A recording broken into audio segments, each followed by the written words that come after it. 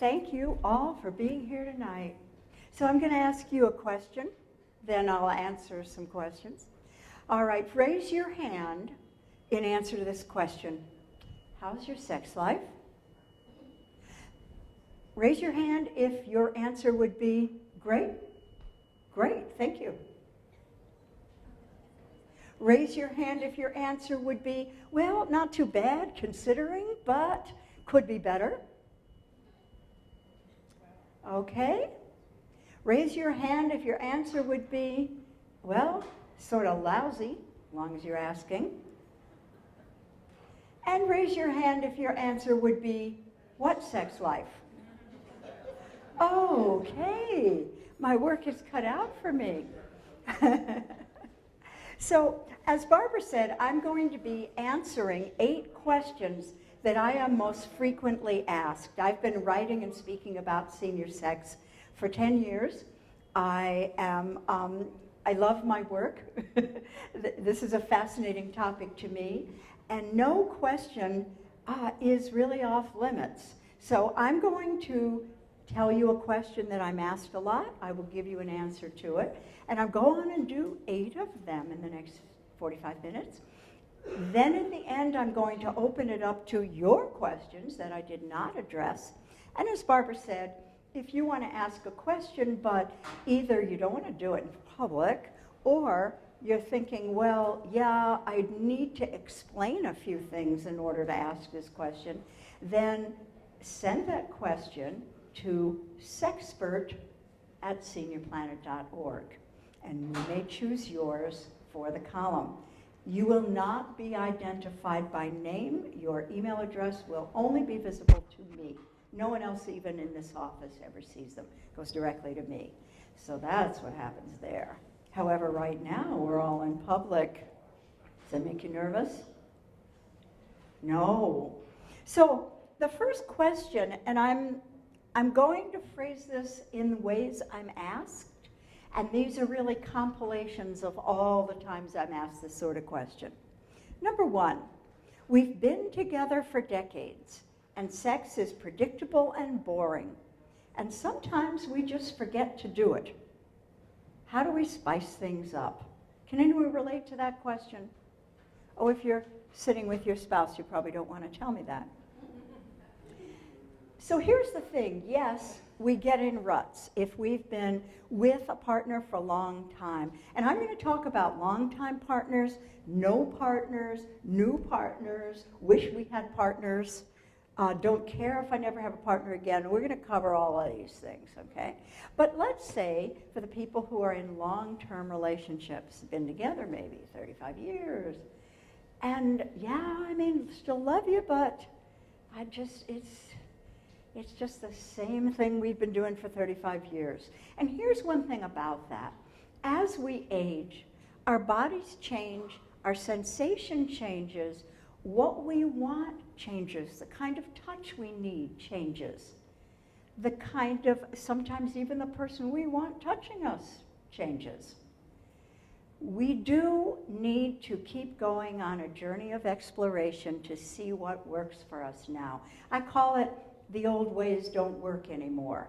And the problem is if you're in a long-term relationship, your partner thinks that, well, I've always done this, my partner has always responded to this, so obviously I should just do it some more, when maybe that's not it.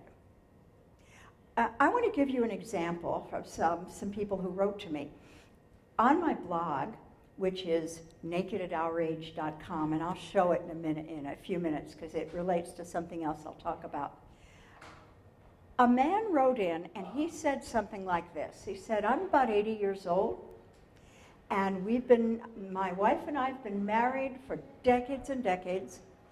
My wife has always loved having her breasts touched. But now, no matter how long I do it, she doesn't get aroused. Well, about the same time, I got an email from a woman who said this. I used to always find my breasts very stimulating, but now it's just irritating, and my husband won't stop mauling my breasts. I can't tell him because I don't want to hurt his feelings. How many problems did you hear going on in that relationship? I don't know for sure that the two were in the same couple, but my goodness, they could have been. They're both talking about the same thing, only one is saying, I'm trying to please her, I'm doing it more, and she's saying, I wish he'd just stop it, but I can't tell him. What's the answer for them? It starts with C. Communication. So, if you're in this situation, we've been together for decades and sex is predictable, two things can happen. One is you can start spicing it up by doing something you don't usually do. And the other part of it is communicate honestly. Now, by communicate honestly, I don't mean she should say, I hate it when you maul my breasts. Not a good way to get things fixed. But if she said instead, honey, I know I always used to be aroused by having my breasts stimulated, but my body is changing, my sexual responses seem to be changing. Could we maybe explore what I might like more these days? Isn't that a way you think you could hear that? Could you hear that if a partner said something like that to you? Yeah. So communication, and then surprises. The problem with a long-term relationship is often that we don't surprise each other anymore. We feel like, well, I know this person, he's about to do this. Yep, told you. If you can build surprises into your relationship, sex is going to get better. Now, that could mean introducing a new sex toy, and I'll be talking sex toys a lot because I love to tell you about sex toys. So watch out, sex toys are coming down the road. You could plan to have sex in a place you don't usually. You could plan to wear a costume, or role play, or read erotica to each other. There are so many ways that you can just surprise each other with ways that make it seem new. You know, when you were first dating, everything was new, right? Everything you did was exciting and new because you didn't know what to expect. We need to build in surprises in our relationship. I think that's the secret to a long-term relationship that is going to work and stay sexy. Sound good so far? Okay, so here's another question. This is from women. I hear this a lot from women. It takes me so long to get aroused enough for orgasm that I often give up. How can I speed things up? I'm going to tell you a personal story. The reason I write about senior sex is that at age 57, I fell in love with a man who was 64. My great love, Robert. We were having the most exhilarating relationship, and always, emotionally, intellectually. We danced together. Everything was, and the sex was so hot. Despite how hot it was, however, it took me a really long time to get aroused. A really long time. And so I would start getting worried that he was getting bored, or that, that he was going to lose interest. And what happens when you worry about something like that? It takes even longer because we get into this flight or fight anxiety where instead of just relaxing, being in the moment, enjoying the sensations, we're thinking, oh no, oh no, I lost it again. Oh no, he's going to think it's him and it's not, it's me, and oh, blah, blah, blah, blah, blah. We do that to each other, to ourselves. So I finally said to him, Robert, this is going to sound silly, but I'm worried that you're getting bored because it's taken me so long. Oh, I said it. And he said, I don't care if it takes 3 weeks, as long as I can take breaks once in a while to change positions and get something to eat. This man, you'd fall in love with him too, wouldn't you? Yeah.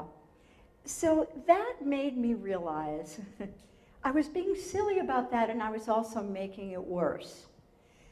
Enjoy the journey. One of the really cool things, one of the problems of getting older and staying sexy is it takes so long. One of the great things about getting older and staying sexy is it takes so long. Because if instead of panicking that it's not the way it used to be, it's not the way it used to be, so what? We're not being driven by our biology. Our hormones are not trying to make us get pregnant, right? That's what our hormones were designed to do. Trying to impregnate us, or for the guy to make him want to spread his seed as widely as possible. Now, I know some guys still want to do that, but mostly, men and women are more evenly matched at this time than we ever were before. Because here's the thing, we've always wanted slow arousal. We've always wanted a lot of what we call foreplay, right? Now they do too. They do too. Men are not instantly aroused anymore. They want more touching. They want more whole body attention. They want more sensation. They want more kissing. They don't want to feel that they just have to suddenly perform and make it like it used to be, because it's not. True, guys? True? Tell me that's true. Yeah? Okay, thank you. So the slow arousal can be really wonderful, as long as we say, we're not in any hurry. We're going to make an afternoon date, and maybe it'll last all afternoon. I don't mean we're going to be having intercourse all afternoon. I mean, we'll have plenty of time to talk, to chat, to hold each other, to kiss, to touch each other, to laugh, maybe take a shower together, maybe dance in the living room. By the way, do you know the benefit of exercising right before sex? Talking about speeding up arousal. Here's what's going on in our bodies, why we're so slow. It's not only that the hormones are depleted, but it's also that, and maybe as a result of that, our blood flow has slowed down. So the blood flow that used to rush to the genitals with any arousal is just meandering along, and we hope it'll get there. Does that make sense? So in order to speed up the blood flow, one of the things you can do, the easiest and most free thing you can do, is exercise. Exercise on a regular basis so that your body is used to that increased blood flow, and also exercise right before sex.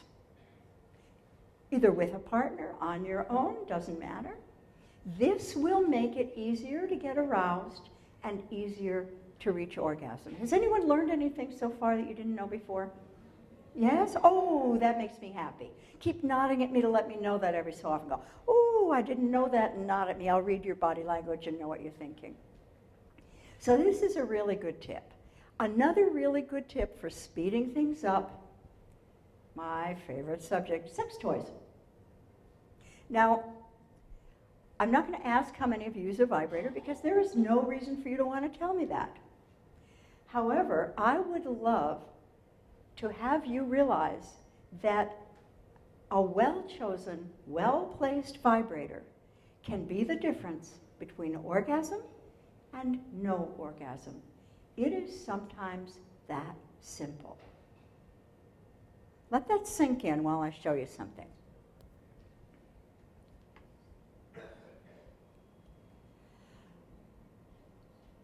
Let me get to the top of this.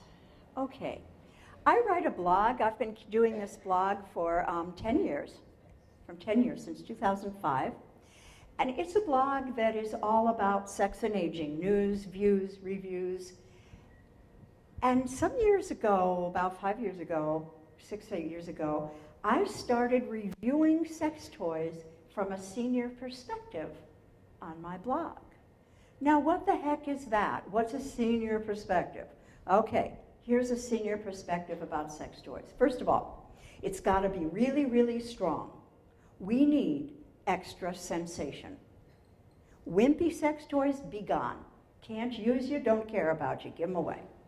What we need is a sex toy that will be really intense, because that's going to bring extra sensation to our genitals, and that is going to help us get aroused and reach orgasm. And this is true not just for women, it is true for all genders. Okay, second requirement of a sex toy from a senior perspective. It's got to last as long as we want without losing its charge, running out of power, overheating, or catching on fire. Or turning itself off. Some of them will turn themselves off, like you forgot you left it on. Yeah? So, okay, that's two. Second, a third, we need, oh, my glasses are over there. Are you going to pretend I have glasses here? We want a vibrator where we can read the controls without putting on our reading glasses. Some of the newest ones have so many functions. They have, for example, 4 different intensities. They have 6 different patterns. Did you know that? For example, what would be a pattern? For example, some of them will go in a cha-cha-cha, da, da, da, da, da, da, da, da, da, da. And that's the sensation. It's not singing to you or talking to you. It's just the vibration is going da, da, da, da. Maybe it will go in a roller coaster. Many other different patterns.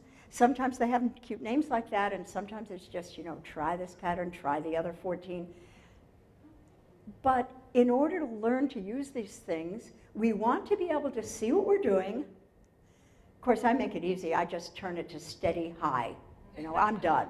I don't care about cha-cha-cha, roller coaster. Just give me steady and high, and I am happy, or about to be happy. Mm-hmm. Another thing about it is we need a lot of lubricant, because our aging bodies, we don't have the lubrication that we produce naturally before. That's fine. Got a great lubricant samples over there, Uberlube. And as Barbara mentioned, I wrote a guide to lubrication for seniors. So if this is new to you, do read that guide. It's on Senior Planet. It's really important. But okay, so we're going to be, our fingers will be covered with lube when we're using these sex toys. So one of my requirements is you've got to be able to work the controls with lubed fingers. Who thinks of this? They've got to be ergonomic. We have arthritis in our wrist. We don't want to be holding something that makes our wrist go like this in order to get in the right position. I can't even do that showing it to you. And it has to be made of body-safe materials. Now, aren't they all? Ask me, aren't they all? No, especially the cheap ones. If you read some of my reviews and you say, why is she recommending a $100 vibrator when I see this thing here for 14? Because the one from 14 is made out of materials you do not want anywhere near your body, especially as we age. Why is this particularly for aging? Because particularly for an insertable vibrator for women, the vaginal skin is much thinner than it used to be. You probably know that already, but let's just put that in the hopper here. The vaginal skin is thinner. It is more apt to have minute lesions with friction, and that lets anything that we don't want in our bloodstream go into our bloodstream. It's one reason that, and I'll be talking about condoms later too. But how does this work with sex toys? Some sex toys are made with materials that are toxic. They are materials that are not permitted in baby toys. They are not permitted in dog toys. But they are permitted in sex toys, even insertable sex toys. We need to be sure that what we're buying is body safe. So there are 2 ways to know that. One is you can study it, learn all the materials, check with the manufacturer about what's in it. You're not going to do that, right? The other way is to buy from retailers that do that for you, that specialize in only selling toys that they know to be safe. I'll tell you something that Smitten Kitten is a sexuality shop in Minneapolis. Isn't that a great name? Smitten Kitten. One of the things they do, they have some of the leading experts in toxic toys, as they call it. And what they do, they only sell safe toys. They only sell the good stuff. And there are plenty of them. You don't have to worry you won't have any to choose from. You have hundreds to choose from. But what they do is they will order, not for sale, some of the toxic toys. They'll put them in a big glass jar, and they'll seal the jar. Do you know what starts to happen? You see oily stuff oozing out of the toys. You see the toys starting to stick together. You see them melting. Do you want any of that in your vagina or in your anus or anywhere near your fragile skin? No, you don't. So is that a reason not to use sex toys? Because remember what I said, a well-chosen, well-placed sex toy can make the difference between orgasm or no orgasm. So you just want to choose well, which comes full circle to why do I review sex toys from a senior perspective? So that I can recommend to you ones that are really super wonderful. Now, let me show you a couple. One of my favorites. The magic wand. Okay, you can tell me this. How many of you have heard of the magic wand? The magic wand is the king of vibrators. It is a really, really strong vibrator designed to stimulate the clitoris. And why is it so big when you think the clitoris is tiny? The clitoris is not really tiny. The nub of the clitoris that you think, this is my clitoris, is just the tip of the iceberg. Seriously is, because the clitoris is actually shaped like a wishbone with only that one nub of the tip that shows, that emerges. And the rest of it is under the skin. It engorges with blood, just like a penis does, when it's aroused. And this kind of sex toy that is really, really strong and has a big area will stimulate your whole vulva and the whole clitoral network. So it's really cool. Plus, it's so strong.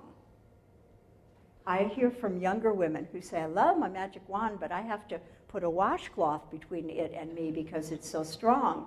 And I say, wait till you get to be my age, you can put that washcloth away. There is a brand new one now. If you have one of the old ones or you've seen it, it had a cord running through it, had to be plugged in. And then you're carrying it around, tripping over the cord, or pulling out the cord, or you're trying to take it to a hotel for a special rendezvous, and you can't find the outlet. You know, all these things can happen. But this new one, brand new, is rechargeable. So you plug it in only to charge it, then you take the wires away and you carry it to wherever you want. Yeah, it's a wonderful thing. So that's an idea. Now, if you want something smaller, because this one, you can see by the size of the hand, these are all my hands there, that it's big. So you may think, how does it fit ergonomic? Well, actually it doesn't, because it's heavy. However, it works so well, you don't have to wait very long. You can stand it for the time it takes on this one. Another one that I want to tell you about, this is really important, this is the Pulse, and this is made for penises. Now, for those of you who know, I've said that men really need a lot more stimulation too. And sometimes the things that they may enjoy, we have, are you signaling me with time? You are? Already? No kidding. I better hurry up. Okay, let's pretend you didn't do that. She's signaling that I have 10 minutes of this part before Q&A, but yeah, maybe not. One thing about male arousal is they need a lot more sensation now, just like we do. And suppose you're partnered with a man and he says, do that more and more and more. Keep doing that. Don't stop. And you're going, oh, my wrist is killing me, or my neck is killing me, right? And you really want to please him, what do? This is a wonderful sex toy that the penis fits in. Most of the male sex toys are designed so that the man has to have an erection first, and then he uses what's called a masturbation sleeve. It's like this tunnel that he pushes into and turns it on, and it does wonderful things for him. But at our age, men are not always going to have easy erections, and sometimes not at all. That doesn't mean that they're no longer capable of pleasure. They are. Men can be aroused, have sexual pleasure, and even have orgasm without erection and without ejaculation. Would you raise your hand if that's new to you? Uh-huh. Yeah. So that's stimulation, if it feels good. You don't have to say, well, you know, I don't know, if you're not getting hard, you must not care, we'll do something else, let's watch TV. No, the question isn't that. The question is, how does this feel to you? And if he says, don't stop, you know. So here's what the pulse is good for. It's called the pulse. It does vibrate. It's rechargeable, so you don't see any cords. And because of that design, where you see the open flaps, the man does not have to have an erection in order to use it. And this is just absolutely marvelous. Men love it. You just spread the flap a little bit, place the penis in it, close the flap a little bit, turn it on, and pleasure ensues. That's as easy as that. Yes?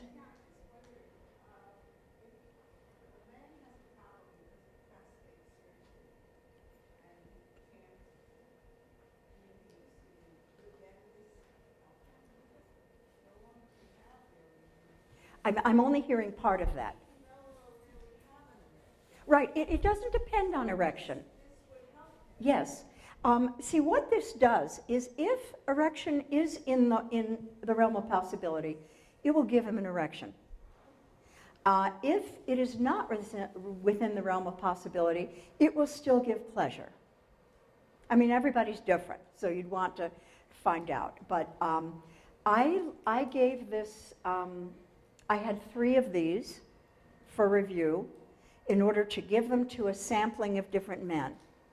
I gave them for one man who is in his 70s and because of diabetes does not have erections at all, but is still very sexually active and sexually interested and experiences sexual pleasure.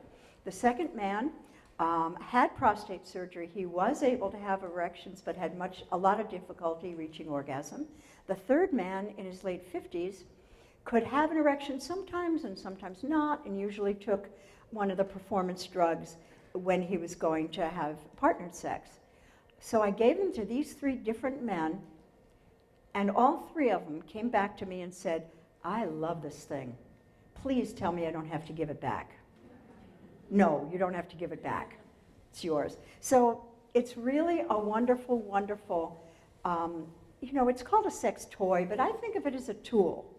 We want to have better sex. Maybe we need more stimulation than we can get in the way we're used to getting it or giving it. So let's try something like this. So maybe I'd better not go through more sex toys here, but anyway, if you go to nakedatout.com, you will find all my reviews. I've reviewed 70 of them, so don't give up. Okay, don't let me talk about sex toys anymore because I just have a few more minutes. So, my medical conditions and medications are interfering with my sex life, and my doctor never warned me. What do I do? I have a whole chapter in The Ultimate Guide to Sex After 50 about how to talk to your doctor, about the medications that can interfere with sexual function and arousal, and about sometimes how to know it's time to break up with your doctor.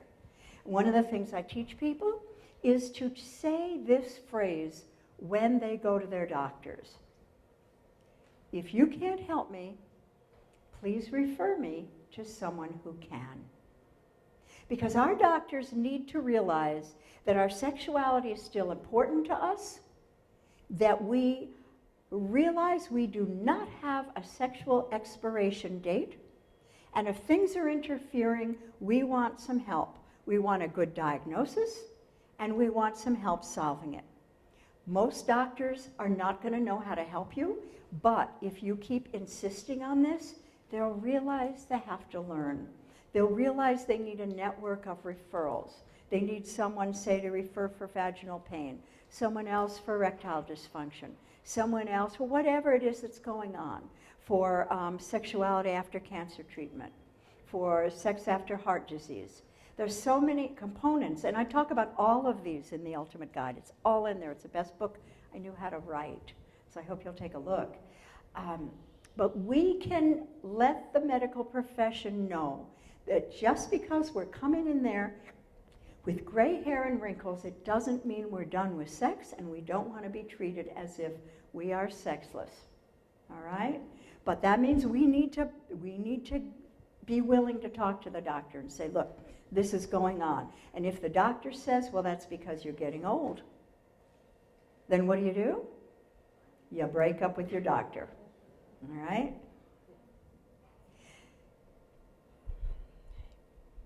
So about erections, I actually did talk about that.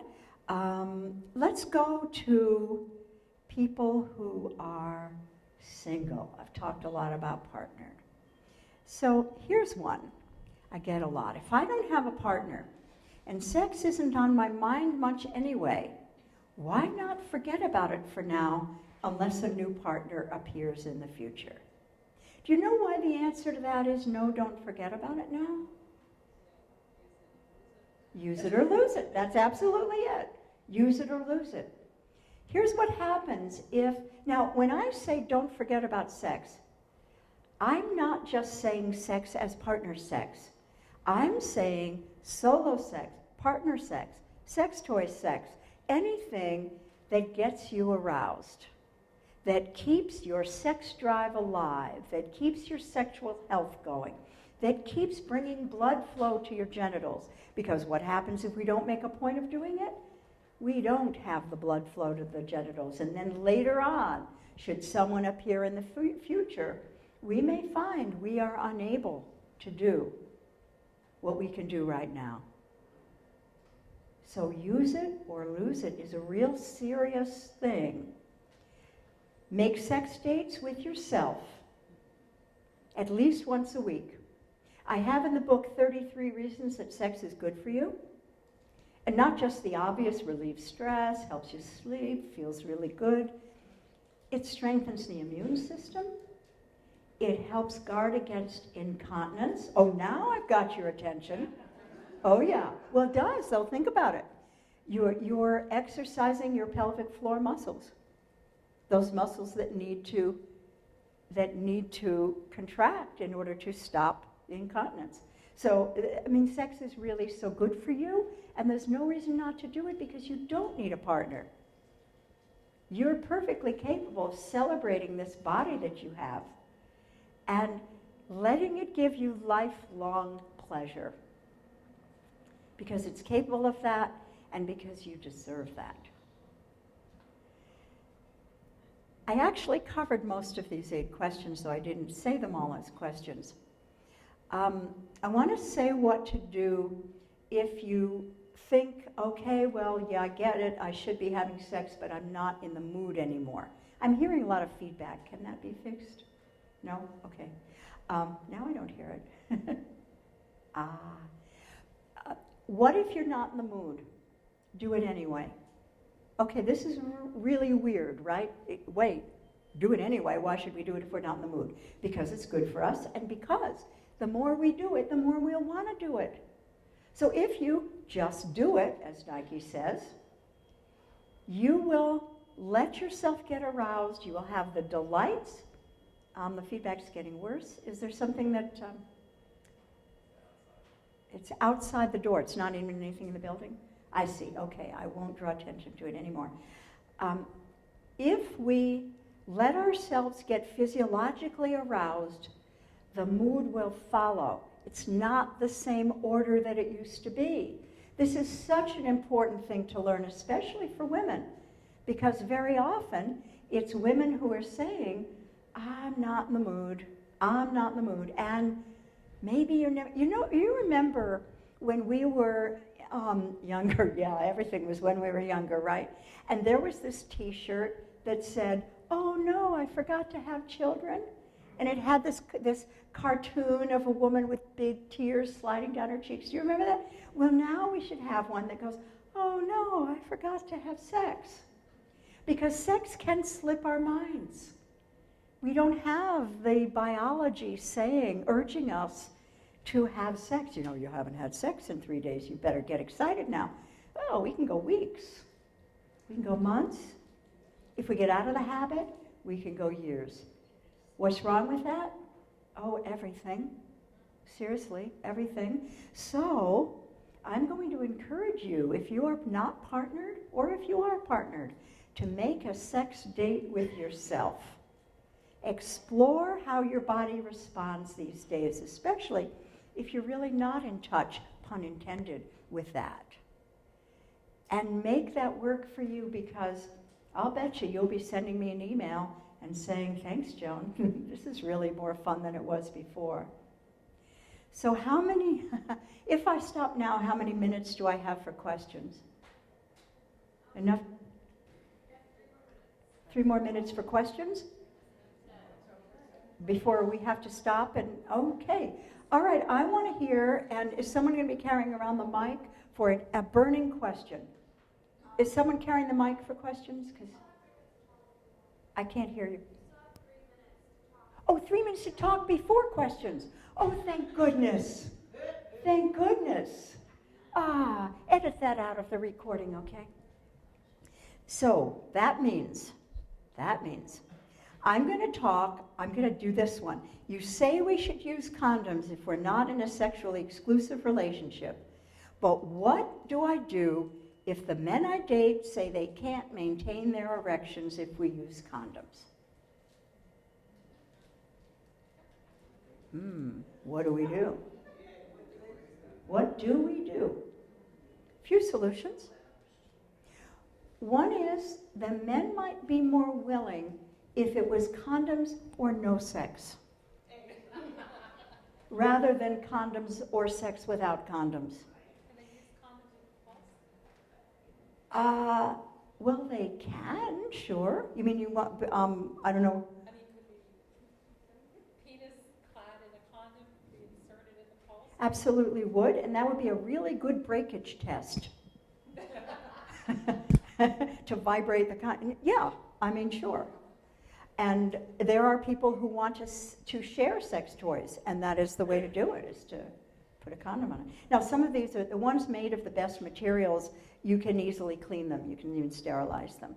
The stuff made of the bad materials, they're going to keep any bacteria that ever came their way. Yeah. So what do you do if the man says, no, I don't use condoms? Well, if you don't use condoms, that means you didn't use condoms with the partner before me, and that partner didn't use condoms with who knows how many dozens of partners before him, and you would be taking a big old risk by going to bed with hundreds of people that you don't even know. You see how it's that? You can't look at someone and say, oh, you look like a really nice grandfather. Have you been tested? Yeah, I don't have anything. What good does that information do if A, a lot of people lie, B, a lot of people don't know they have a sexually transmitted infection, and C, even if he had a test and it showed he was negative for absolutely everything, the test only shows where he was 3 to 6 months earlier, not now. So if you're used to meeting a new person, dating, getting to know each other, and then saying, okay, it's time to have sex now. Well, of course, you'd say it in your own way. I'm trying to speed things up here. And so let's exchange test results. No, instead of that, just say this. And this is for any gender. I always use barrier protection with every partner unless I'm in a long-term, sexually exclusive relationship. So, okay, let's break that down. Long term, so we're past the 3 to 6 month wait. I mean, long term, it doesn't seem like 6 months is long term, but for testing for STIs it is. Sexually exclusive, because there are plenty of people that either you'll want to date or they will want to date you on a non-exclusive basis. Especially we're single and we're dating again, we might not want to be tied down to one person. You know, maybe we haven't been single for a long time and this is an awful lot of fun. Well, let's keep it more fun by taking care of our sexual health. We are the only ones who are responsible for our own sexual health. We can't let that depend on a partner. I had a man write me, and it's in one of my books, where he said, I'm a swinger. I'm bisexual. I have lots of partners, lots of lovers. And in the past 5 years, only 3 women have asked me to use condoms. Holy,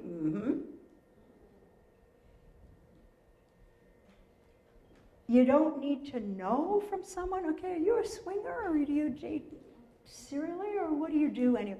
Just use barrier protection with everyone, every time.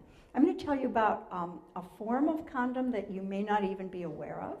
It's called the female condom. FC2 means female condom second generation. And I did write about this on my blog too. This is also known as the receptive condom because it doesn't just have to, it can be used in vaginas, it can be used in anuses. So it isn't, there are plenty of men who use it too for anal penetration. So here's what it's like. Who's never seen it has no idea what to picture. Okay, the others of you have. Okay, well it looks like a sheath bigger than a condom, sort of condom shaped bigger, has a big ring at one end and a little ring at the other end. And what you do if you have a vagina and you want to use it is you insert with the little ring and push it into the vagina until it sort of doesn't exactly click in place, but you can tell it's in place like the old diaphragms did. You know how they were just, okay, that's in place, I don't feel it anymore, but I know it's there. And then the big end stays outside the vagina. And now what you have created is a safe tunnel for penetration, for rubbing, for whatever needs to be done, whatever wants to be done. Because you have now created a barrier protection that keeps your vagina from receiving any body fluids. Now for, if you have a partner then who can't maintain an erection or maybe won't have an erection, there's still an awful lot of wonderful rubbing and somewhat penetration that can be done without the erection. And you don't have to worry because you've got that barrier protection. There are so many other things I would love to tell you, but at this point I'm going to stop and ask for your easy questions. In other words, something that will take a very short time to ask and that I'll be able to answer that will apply to many people. And is someone going to carry the mic around for this now, for the audience? Great, thanks. So wait till the mic gets to you. Yeah, I got it. It's not on. You mentioned about doctors. Yeah.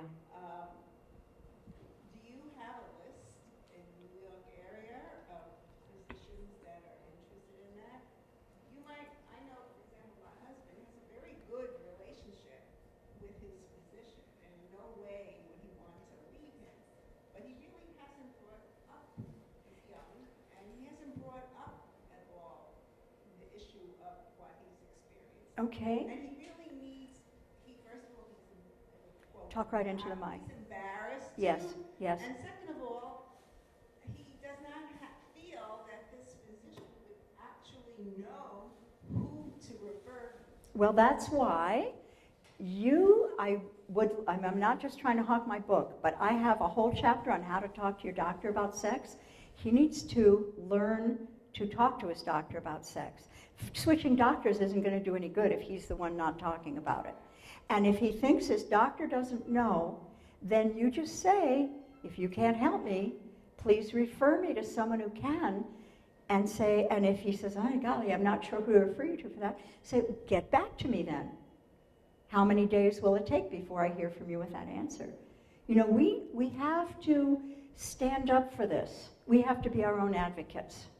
You feel that particular physician will actually take it upon himself to find the right person? I don't know.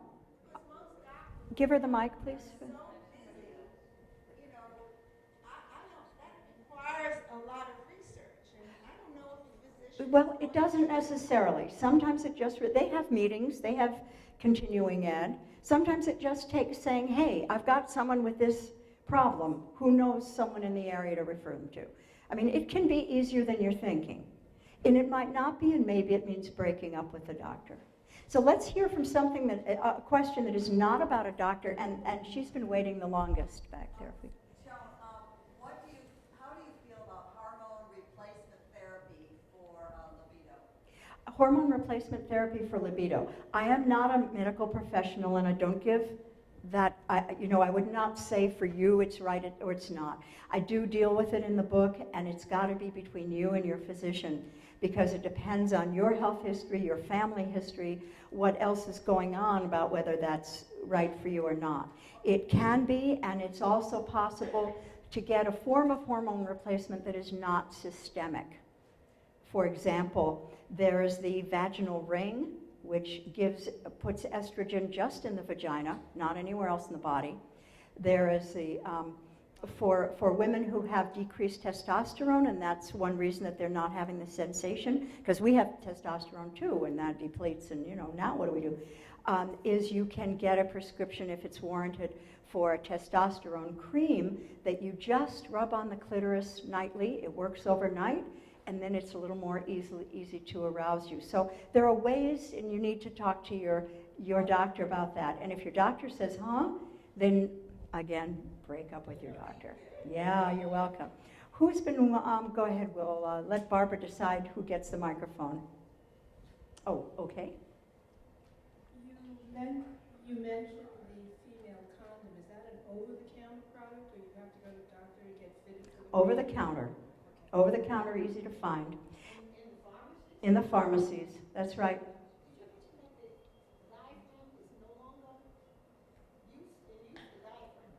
Well, a diaphragm is not going to help you with STDs.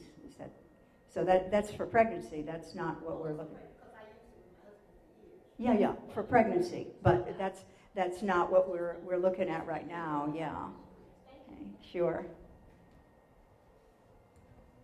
How do you reconcile your aging body, and you haven't had sex for a while, but you're thinking about it? And how do you make yourself feel comfortable when everything is much flabbier than it used to be? That is such a great question, and yes. So men don't seem to go through this problem, even though they're flabbier too, but they don't seem to care, Am I right? I don't want to generalize if I'm not. But we women, oh my gosh, we see our flaws. We see nothing but our flaws, and we always did, even when we were young, right? When you say, oh wow, boy, did I like the way I looked. No, we never did, even though we'd look at photographs now and we go, what? I complained about that? Geez, to give it back to me. So what do? We realize that the reason we don't think our bodies are sexy is that we have been told by the media, by our ageist society, that aging bodies aren't sexy. We can just decide to say no to that attitude. Right? We are doing things that we never thought people of our generation were capable of doing or should even be interested in doing. Aren't we? The way we live our lives? Oh boy. We are reinventing aging. Well, we can reinvent the way we feel about our bodies too. Juicy is an attitude. And we can just decide to own that. It really helps if we decide, instead of hiding our bodies, we're going to find something we really like how we look in it. And I love your top, so you're definitely on the right track there. I did a couple of lingerie shoots at age 66 and 68. I'm 71 now. It's probably time for another one. Not because I wanted to show off my body, but because I had no idea what it really looked like. I didn't. I knew what a saw in the mirror and go, oh no. And then I got a good photographer who took pictures of me in really sexy lingerie. And they're on my blog too if you want to see them. Just look up, put in the search box lingerie, and you'll see. And it really helped me understand that we are our own worst enemies. That we have no idea how gorgeous we are. And maybe it takes a photographer's eye to show us that. Maybe it takes buying some really wonderful lingerie that feels good and looks good and emphasizes our best assets, whatever they are. But we can just say no to society's idea that we are past being desirable. Yeah. I mean, that's so destructive, right? You want to join me in that? Thank you. That was a good question. Yeah. I'm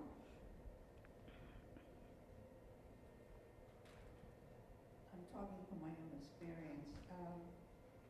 When I use a vibrator, I can reach orgasm very quickly. Mm-hmm.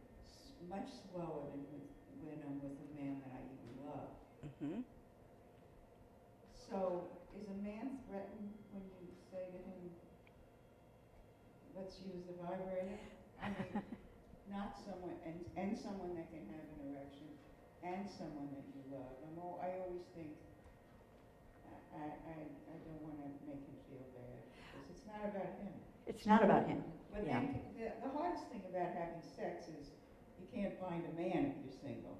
Well, wait, So- don't go to another question So yet. what do Let's stay on this question. Don't go to all the questions. By the way, I wish I could spend 7 months here because we're having such. Okay, so the question is, if you can reach orgasm more quickly, more easily using a vibrator, then with a male partner, as much as you love that guy, as much as you want that guy, as passionate as you feel, what do? And is he going to feel like you are, that you are saying he's not enough if you ask for that? Well, I went through exactly that with my love, Robert. And so I'll tell you this very personal story, that he would always please me, help me reach orgasm with fingers and mouth. But then he would always say, isn't there some way that I can help you reach an orgasm while I'm in you? Because we would, do me and then have penetration, and then that would be great. And I loved it all. It was not a problem for me. But he felt we weren't really intimately bonding until we could I could have an orgasm during intercourse. Well, I wasn't going to be able to, because that's not where my clitoris resides, first of all, and I need so much sensation that it just would never work that way. So what I would say is, yeah, we can if I can bring a vibrator as a menage a trois. And at first he said, absolutely not. I don't want something mechanical interfering with what should be, N-word, natural. Yeah? So, time after time, he'd say, is there anything I can do? Yes, we can use no. So finally he said, show me what you mean. So I brought one of my favorite vibrators. That is the Arousalator, and I have a review of the Arousalator. It is the only one that is endorsed by Dr. Ruth. Okay, so I nicknamed mine Dr. Ruth. So I said, it's the Arousalator, EROSCILLATOR. It's here somewhere. Well, the reason that it works so well is that it has this slim wand, not a great big magic wand, but a slim wand, and then it has attachments on it. So you can put it between two bodies without it being a big hunk of machinery there. Okay, you can hold the wand out to the side and still reach with the extended attachment. So I brought in the Arousalator, and I said, this is Dr. Ruth. and this is how it works. And so we tried it, a ménage à trois, me, Robert, and Dr. Ruth. And the results were so startlingly wonderful that from then on, every time we had sex, Robert would say, let's get Dr. Ruth in on the action. And in fact, Dr. Ruth became a signal to each other that we were in the mood for sex. We would take Dr. Ruth out of the drawer and just plop her right there on the top of the dresser, and we'd be coming in, oh, oh yeah, oh, okay. So yes, there are ways to introduce a partner to a vibrator, and it is really important. For the partner, it isn't that the vibrator is ever going to replace you. No, it doesn't cuddle well. It doesn't make us laugh, well, except the post-orgasm laugh. It doesn't tell us sexy secrets. Doesn't stroke us, except where it does. But if you want to just hurry up the arousal and the orgasm, you can't beat it. Now, I'm asked sometimes, people say, yeah, but the more you use a vibrator, the more you're going to decrease sensation. And it's the opposite. It's the opposite. The more you use a vibrator, the more you will increase sensation. Oh boy. A great place to buy vibrators is in New York is the Pleasure Chest. They have a store in the Village. They also have a store in the Upper East Side where I will be speaking on, when am I going to be there? Sunday evening, I think. So if you want more, you want more information, there we are. And, is there time for another question?